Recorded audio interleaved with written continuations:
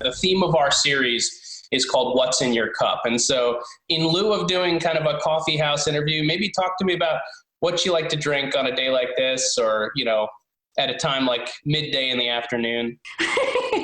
I mean, I'm typically actually, I don't like juices. I don't like sodas. So I'm more of a water drinker, if anything.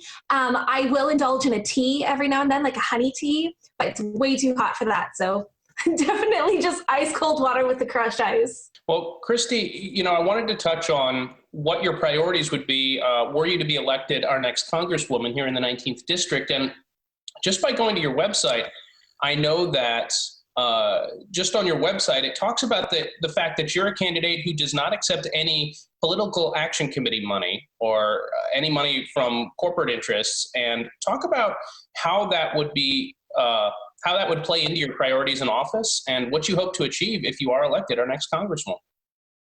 Well, absolutely. So, as you stated, I am the youngest person running for this seat, but I'm also the youngest person in the nation running for Congress.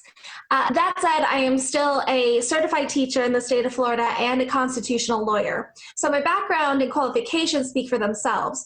I made a vow to not accept money from special interests or PACs because I'm such a constitutionalist, because I firmly believe in accountability and transparency. And I think we've been lacking in that in Southwest Florida for far too long. All you have to do is look at the commercials, the smear campaigns on all sides, from Casey to Byron. All of them are smearing each other. And there's a very serious lack of accountability by these candidates.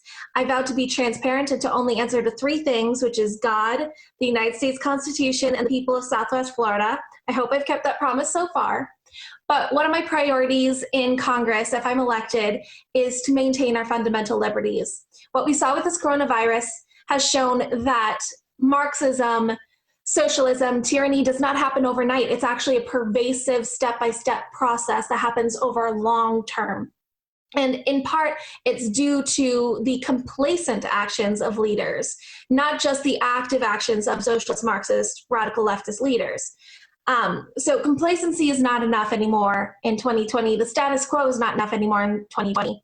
What we see with this mask mandates is that it's just a step away from mandatory vaccines or from chipping people to be able to track their whereabouts. It is such an intrusion by the government, it's such an overreach, and it leads to tyranny that it must be stopped. I firmly believe we need to uphold the Constitution and to ensure that we have smaller government.